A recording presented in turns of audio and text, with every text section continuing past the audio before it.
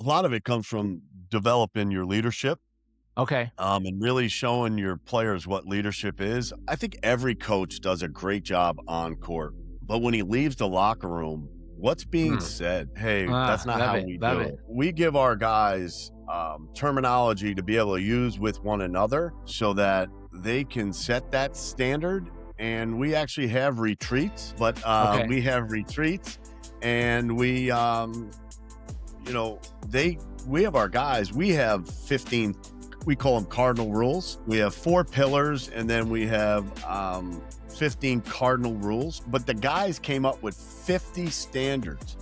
And that Okay. was through their retreat. And they go into, not being late for class, asking one question a class, making sure you raise your hand, making sure you put your cell phone up on the teacher's desk, making sure you say hello on the way into class, making sure you say goodbye. Love That's a that. huge. Time out. Let me ask you this. What if the gap between where you are today and where you want to be isn't talent? It's how you're training when no one's watching. That's what this studio podcast is all about. We don't chase motivation. We don't hype potential.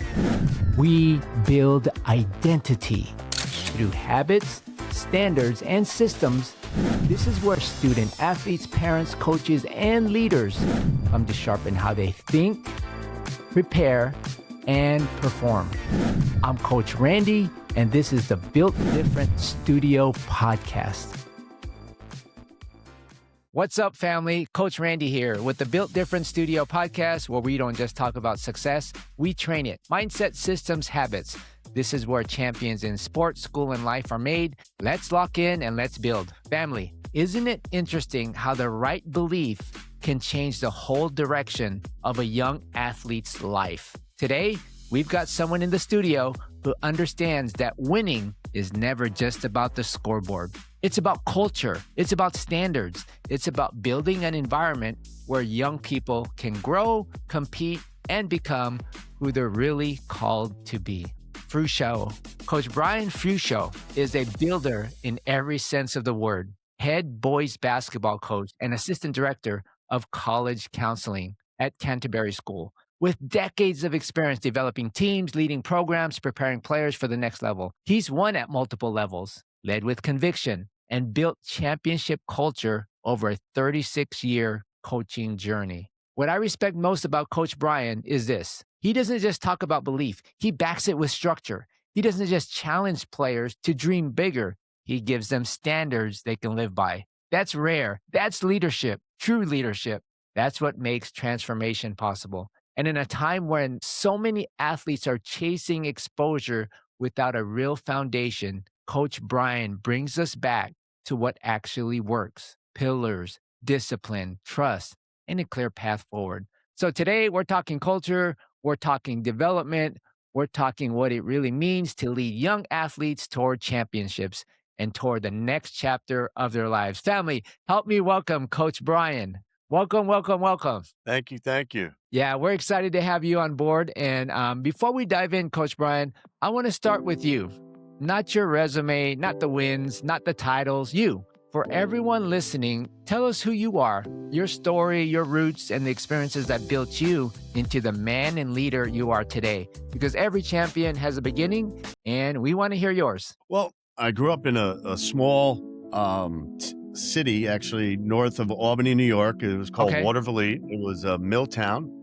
Okay. 2 steel mills, the arsenal that made the most cannons for World War II. Oh, wow. Okay. A Ford plant. So to say that our coaches, when growing up, they would show up, they would have the goggle outline, they would have goggle dust, they'd be missing a finger. So we had some tough guys growing up, coaching our little league and our CYO basketball and our Pop Warner. So I had a great upbringing in this little Waterville city. And then I'm the oldest of 3. Okay. Mom and dad, fortunately, are still alive. Dad's Nice, 81, nice. mom's Blessed. 78. Yes, blessed. And so oldest of 3, although I'm the first generation college student, college graduate. My other siblings also followed, So even though mom and dad might not have, they have 3 college graduates and master's level children. Wow, And then amazing. I became an assistant right after playing. So I played high school, 3 sports, got recruited to play all 3 in college, chose basketball, ended up Okay. playing What basketball were and those 3 baseball. sports, Coach Brian? What were those sports? Football, basketball, baseball. Oh, man, so you could play anything with a ball. Nice, nice. And yeah, and so I went off to Ithaca College, and ended up playing basketball and baseball there. Oh, wow. So you And were that was a a long dual time sport ago. athlete in college? Yeah, 2 sports in college. Wow. Yeah, Okay. so So I want to pause there because I want to make sure the listeners understand in terms of, making it to the next level. It's sub 6-7% to just play at any sport beyond the high school level. Can you walk us through kind of that experience being a dual athlete, 2-sport athlete in college? So my freshman year, I just focused on basketball because that was all I could really handle. But in the spring, I really went through, I didn't realize it at the time, but I sort of went through a little bit of a depression Mm, because I was so used to playing 3. And then all of a okay. sudden, here we are in Ithaca, New York, and Just it's one. still snowing in April. And, the following year, I picked baseball back up. And, Okay. had been a catcher at the, won a state title in high school as a Wow. catcher and had some spectacular teammates. And then, so I transitioned to second base because we could block everything with our chest. So I transitioned to second base and played 2 years of baseball along with the 4 years of basketball. I didn't play my senior year. And that had to do with fall ball because coach Okay. understandably wanted me to play fall ball if I was going to play spring ball as a senior. Okay. And I was the captain of the basketball team and I had to dedicate myself to the basketball guys. Sure. And I just Sure. didn't feel it was fair to anybody. So I took myself out of the baseball running to give that spot to somebody more deserving at that point that could commit 100%. And so, I understood coach. I love Coach Valicente, the baseball coach.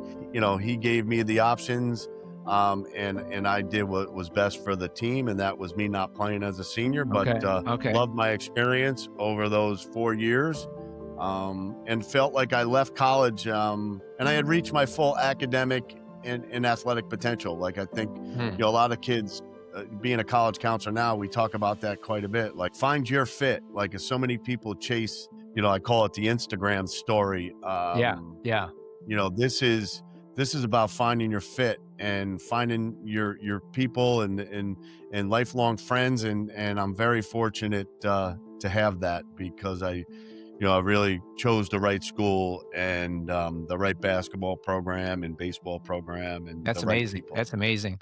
And then after that, you went on to be a head coach now after that? Yeah, so I actually right away, like it was unbelievable. I became an assistant at the College of St. Rose, and it's a Okay. Division II school. And Brian B.U.I.L.T was the coach, and he's a Hall of Famer. He has over Hmm. 650 wins at the Division II level, taking teams, to the Final Four, Elite Eight multiple times. Wow. Just an amazing leader, and I got 2 years to work for him, and to say that it's molded me, and he's a Hall of Famer in every way you can come up with. He's Yeah. pretty special. And then I became a college head coach at the age of 23. So Wow. I went from 2 years removed from playing, 2 years an assistant, and now I'm a 23-year-old head coach, coaching 18, 19, 20, 21. And actually, Uh-huh. I had 2 guys older than me on my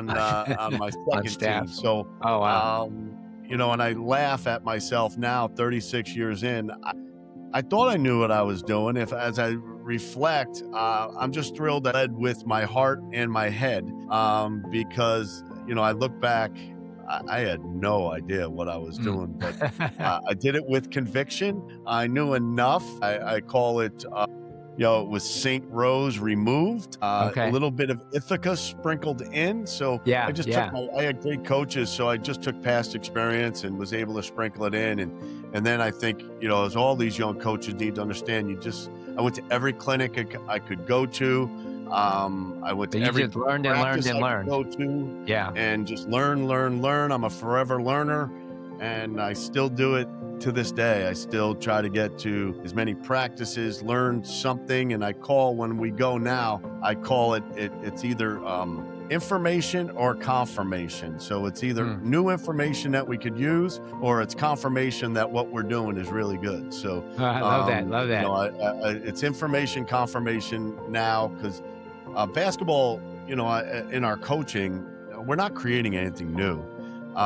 It's what can your guys execute? What level can you get them to? And so, you know, it's a new way to teach the same thing. You know, whether it's a closeout, whether it's, you know, how to read a screen. Principles are still the same. Just a new terminology, especially when you have 4-year guys and they're sick of hearing you. You better have a new way to say the same thing so that they stay energized and I call it entertained. Yeah, I love it. I love it. Thanks for sharing that, Coach. So after 36 years of coaching and building championship teams, what have you learned about the difference between a talented team and a true championship culture? And how do you get young players to believe in that difference early? A lot of it comes from developing your leadership.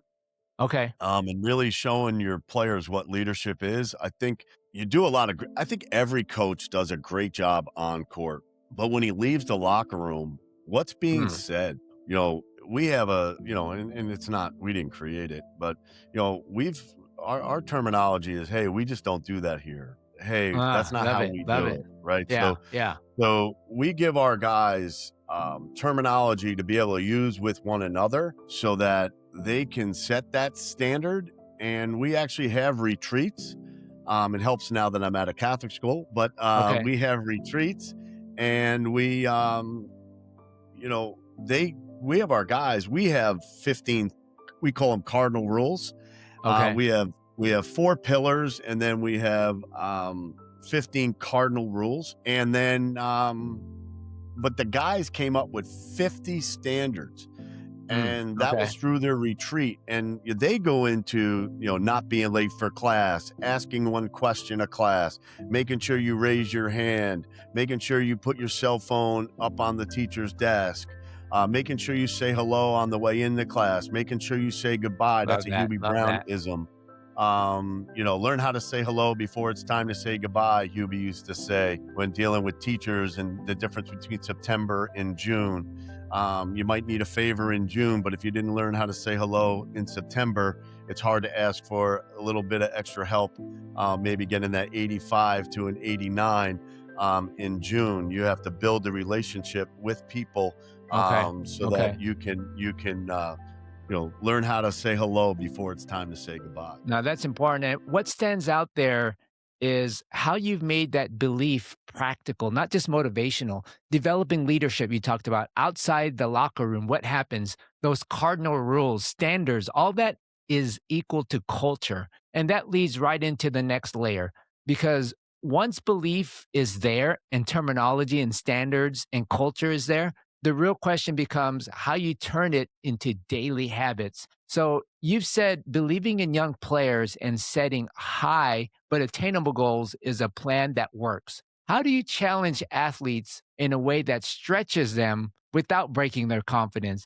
especially in a world where a lot of kids want fast results without real process? I think it's relationships. Like, again, once kids know you care, they'll do anything for you, and you'll do anything for them. So, you know, I think in our relationships with our players, they know how much we love them. We pour into them. We spend a lot of time getting to know them, whether it be their parents' names, their siblings' names, what they're going through.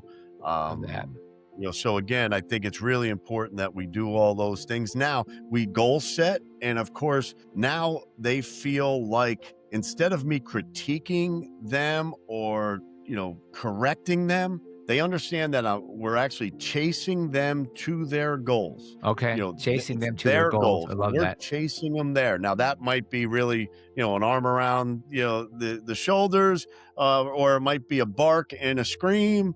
You know what? But they always know that it comes from a loving place, even though it might not sound so loving. And, but we're pushing them to their goals.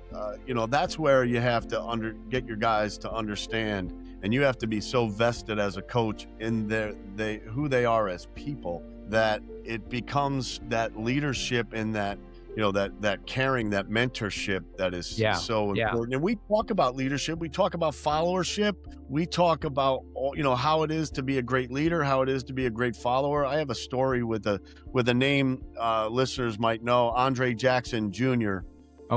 Played for me. He plays with the Bucks. He was the captain of the UConn team that just won the first Coach Hurley's first national champion. Oh, okay. And so Andre Jackson was playing for us, and he's a senior, and one of his teammates that didn't play that much, had something to say and challenged him, and he's a fiery young man, and he went right at his teammate, and his teammate sort of cowered. His teammate realized he was wrong right away. Okay. And Andre kept going. He pressed, and he kept going. And I stopped everything, of course, in front of everybody. And I said, Andre, you didn't see that. And of course he's like, no, coach, what do you mean? And I just felt it was a teachable moment to the whole group. I said, listen, you're the big senior, you're going to UConn. He cowered. Like, he actually felt bad. He put his head down. He felt bad. He was getting ready to apologize, but you didn't even give him a chance to apologize. He said, yeah, coach, I didn't realize that. I didn't notice it. I said, well, you have to, what was the method to your madness? I'm okay with madness, but what was the method to your madness? What were you hoping to accomplish? Did you want him to get on board? Well, he did, and you didn't notice. And so I said, listen, if he puffs his chest and you're the leader, man, then I'm okay. Keep going. Listen, we're going to get to where we need to get to have a championship culture. So you know what? If I'm okay. But I felt like it was a huge breakthrough for not just Andre, but for the whole group, because we were teaching leadership there. We were teaching what you're looking for, how to recognize. You are checking for clues of the person you're coaching, or you are correcting. You're looking for clues. Are they turning you off? Are they dialed in? Are they head nodding? Are they bought in? Should you push a little more? Should you retreat? And I think so many people just miss. I think there's madness in our our world, and I think everyone's like, Bobby Knight and Tom Izzo is great, and I believe that I'm a huge Tom Izzo fan. I got to know Danny Hurley through Andre playing for him. There's no better guy in the world. If you just see him on the sideline, you might have certain feelings about him, but as a person and as a whole, if my son wanted to play at UConn, he would get the keys to that car. He would go ahead. Oh, wow. What a great experience to play for Coach Hurley or to play for Tom Izzo, Coach Izzo. These guys, they care, with their voice, but they also care with their heart, and they've taken the time to get to know these guys. So, I think that's part of the leadership that you're talking about. And, that's how you build culture, because now guys know what it looks like. They try to emulate it. They're good to each other. And one of our cardinal rules is no piling on. So that's also, so if someone's having a bad day, no one piles on, coaches included. So we actually do a temperature check before every practice, and we get 1 through 10, no 5s. I'm not teaching young men to sit on the fence. So 1 through 4, 6 through 10, and we get a temperature. And if you're a 4, 3, 2, or 1, you automatically go into no piling on. So, all the teammates, if, they throw you a pass and the second time goes through your hands, they're telling you not to worry about it, right? They're not asking you to, remove your head from another body part, right? They're now like, they're not piling on that day. And then we check on that person. We eat dinner with them. We check on them that night. We check on them for breakfast. We check on them, with lunch. We have, so by the time he comes back around, he knows how much people care and love him. We probably got to the root of the problem. But if he does come back that second day, we want to move him in just that practice from a 4 to a 6. Yeah. But Yeah. if that doesn't happen and he comes back the next day as a 4, just, I tell our guys, I tell our family and part of the recruiting process, like, then I have to walk you down to the health center and we have to like get to our mental health professionals because I'm a coach. I'm not a mental health professional, and I want to make sure I walk with them and we get you the techniques to help you. But we haven't had anyone get to the second day Oh, good. because we Good. do love our guys. Yeah. But we have something in place for the mental health piece, especially as challenging as I can be at different points. Sure. Sure. So, we make sure that there's a no piling on and everyone's aware of what's going on and that we love each other. We're not afraid of that word. We're Yeah. not Yeah. afraid of the love word. No, a lot of people are. We You're love right. each You're other, right. and that's part of how we monitor our daily, because I'm sometimes I'm running from a meeting right to practice, so I haven't had time to maybe see somebody during the day, and so we want to make sure we got their temperature so we Sure. do the right Sure. thing by them. Now that's powerful, coach. Relationships, relationships, relationships. You mentioned that because you're I got it showing on that my board. confidence. Yeah, no, I look you're at it every day. I look at oh it man, every that's day. amazing. It's powerful. And what you're doing, you're showing that confidence grows when the standard is clear and the steps are real to build those relationships. And when that foundation gets established based on relationships, it really opens the door to something every athlete and parent wants to understand how to actually prepare for the next level. So you've won at all levels and built your career around getting players ready for what's next. When you look at a young athlete with potential, what are the non negotiables they need mentally, academically, and personally if they really want to be ready for college opportunities? We simplify it all the way to no maintenance, right? No So maintenance. I Okay. don't want a call from a teacher. I want you doing your homework on time. We say slant. So they sit up, they lean forward, they acknowledge, they nod, and they track the teacher. So they got a slant every day in school. They sit in the front. These are all things that we have as a standard in our program, so they know expectations. So if someone says, "Oh yeah, he was slouching in class," like that's an issue. Like Wow. and Okay. What if was there's the another T? What was the T for slant? What does that stand for? Talk to teachers? T was track the Oh, teachers. track So teachers. Okay. you're tracking the teachers. Because again, if you know how it is being up in front of a classroom, if a kid's nodding at you and acknowledging you Sure. Sure. with his vision, and and he's leaning forward, and it's all of a sudden you got someone that's engaged, Yeah. What is and N? What is N? you want to teach that person. Yeah, for sure. So I got sit up, lean, acknowledge. What is N? And his nod. All right, let's pause right here for a second. I want to ask you something.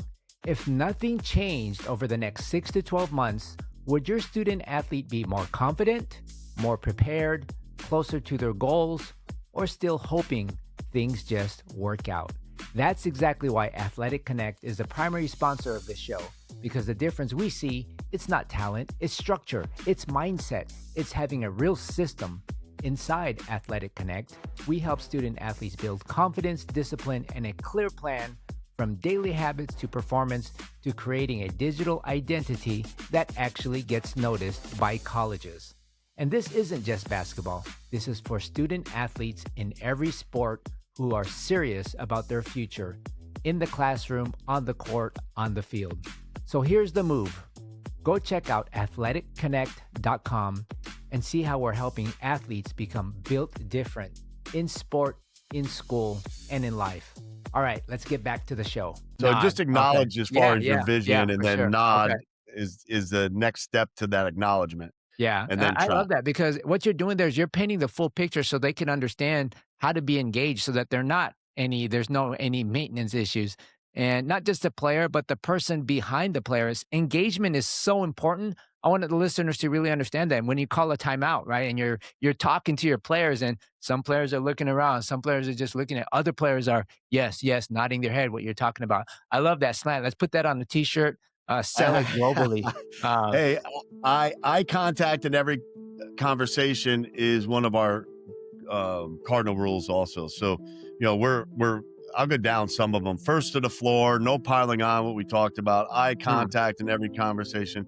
We talk about, because I never want to humiliate another player from another team. So I don't want sure. to say, don't let them go right. Like, that's like Yeah. telling, like, why am I saying that about another kid? Like, you know what? I'm all about our kids, but like, I don't agree when I hear coaches say that about. So we just say no strong hand drives. Like, that's way Oh, okay. different.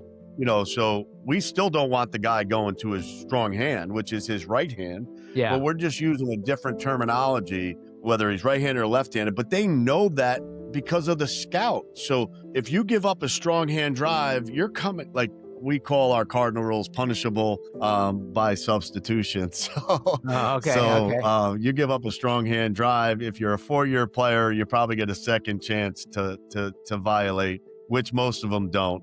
But if you're a young guy and we're trying to teach culture, you're probably the next sound you'll hear is a horn, and you'll be running out. And those level of details of you talking about no strong hand drives, I mean, that can embarrass a player. I haven't thought about it, but I hear that all the time on the floor. Force him right, force him left. He can't dribble. He can't dribble. Man, that's next Why am level.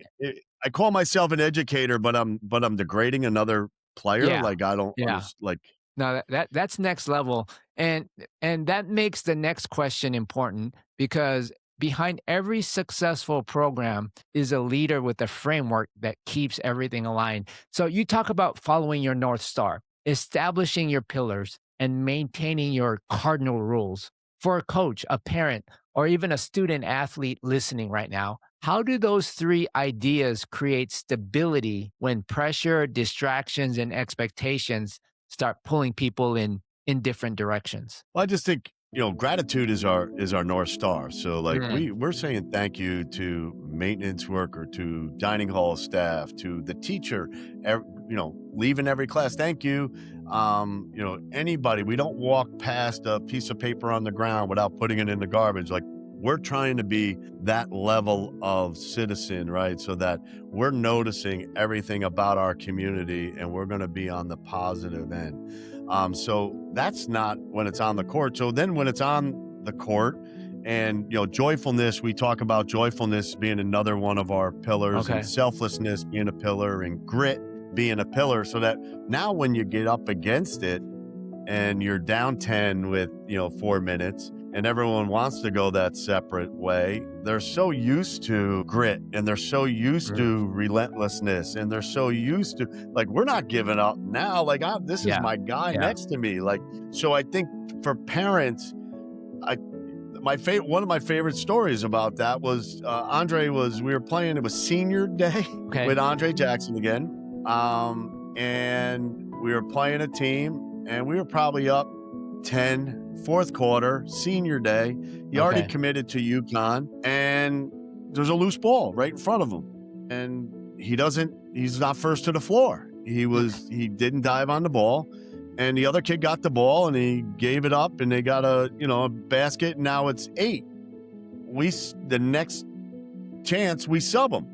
And now here's a kid, he was going to play in the Jordan game that year. So he was top 30. I think he was like 38. So he wasn't Okay. in the Okay. McDonald Yeah. 24, but he was in the next 24. And he comes running to the sideline. And you know how kids are, the picture people have of kids of that level. And he says, clear as day for the whole score table to hear, us, the bench, sorry, coach, that'll never happen again. Now he probably has 2-3 games with us left.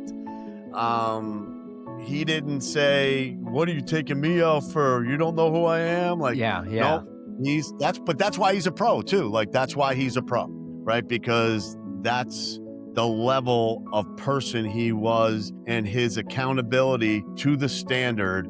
And that's why he's a pro. That's why he's played 4 years in the NBA with the Bucks. That's why Giannis loves him. That's why Dame loved him. That's why all the name droppers you can drop there, Yeah. they've loved Yeah. him, because he holds himself accountable, and he's an absolutely spectacular person.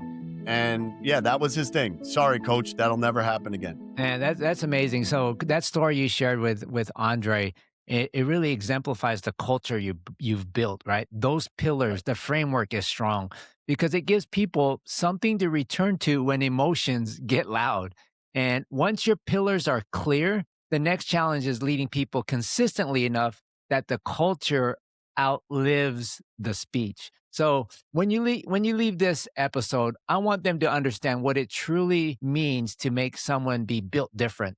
So from your perspective, what mindset, what standards, and what daily choices separate athletes who just participate from those who become leaders, winners, and examples for the next generation, just like Andre? I just think it's their daily choices, and so Okay.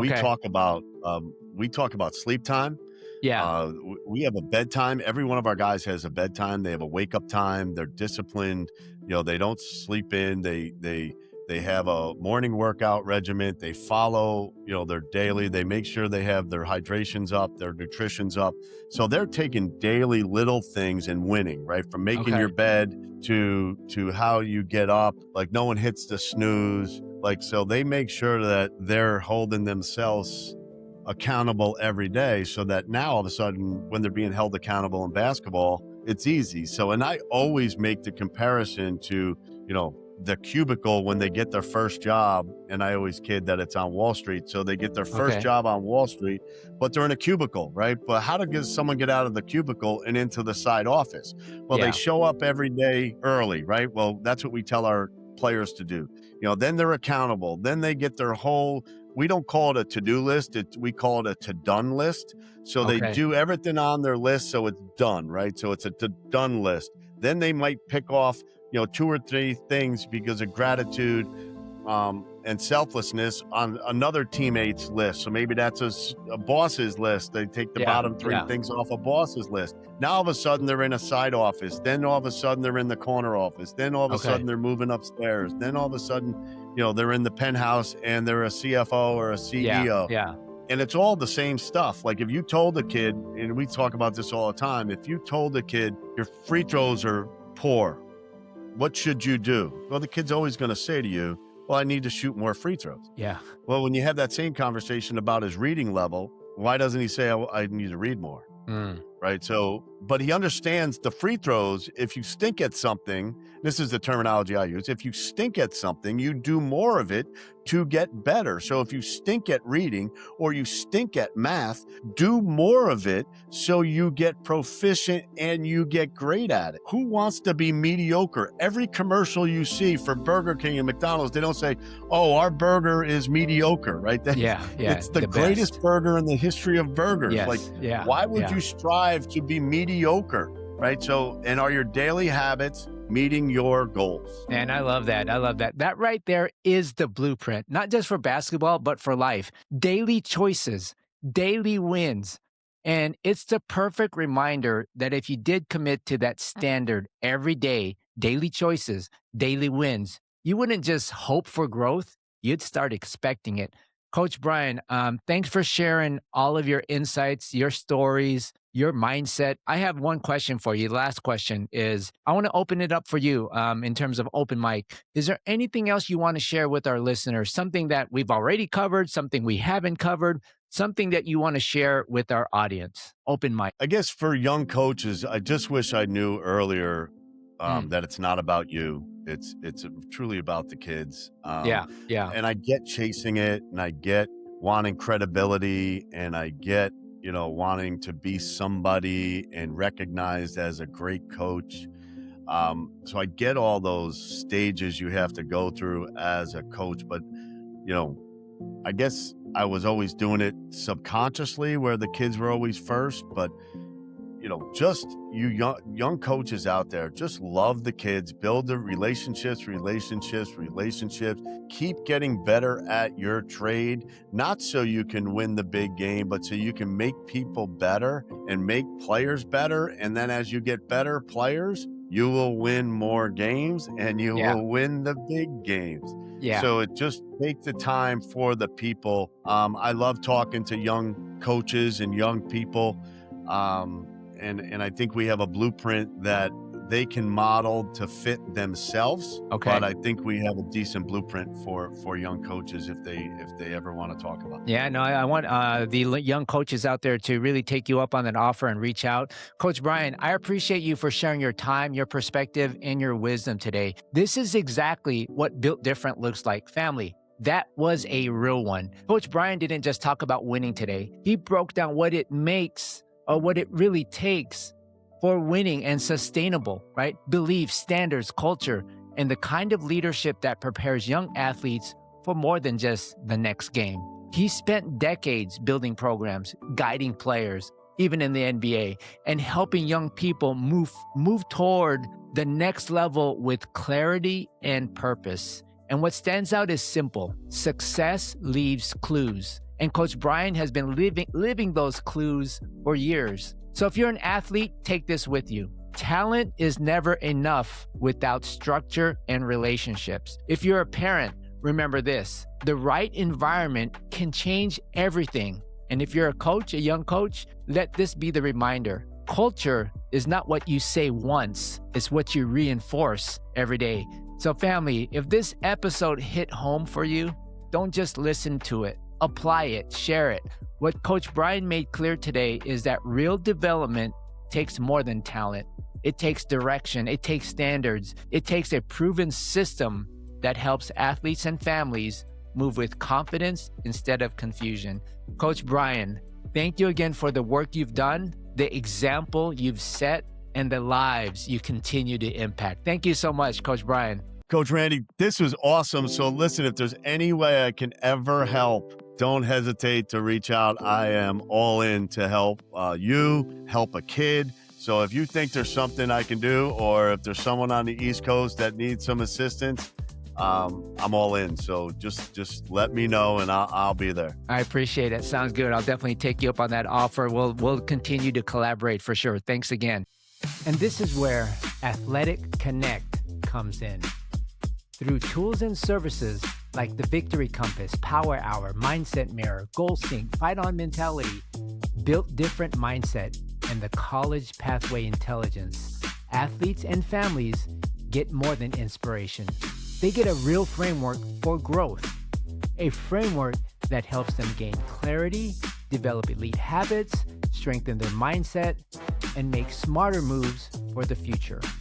If today's episode resonated with you, don't just listen and move on, apply it. Watch and listen to the Built Different Studio Podcast on all major podcast and video platforms, including Spotify, Apple, and YouTube. And if you believe your story, your leadership, or your journey can impact the next generation, visit www.athletic.connect.com. That's with an IQ, and fill out the application to be on the show.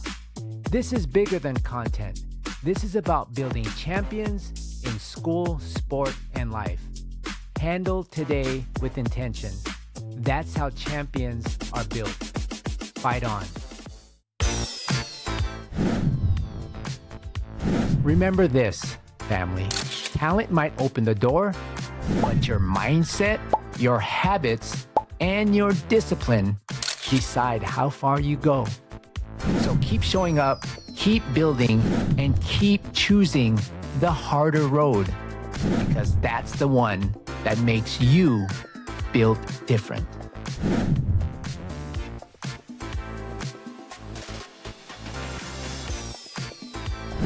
I'm Coach Randy, and this is the Built Different Studio Podcast.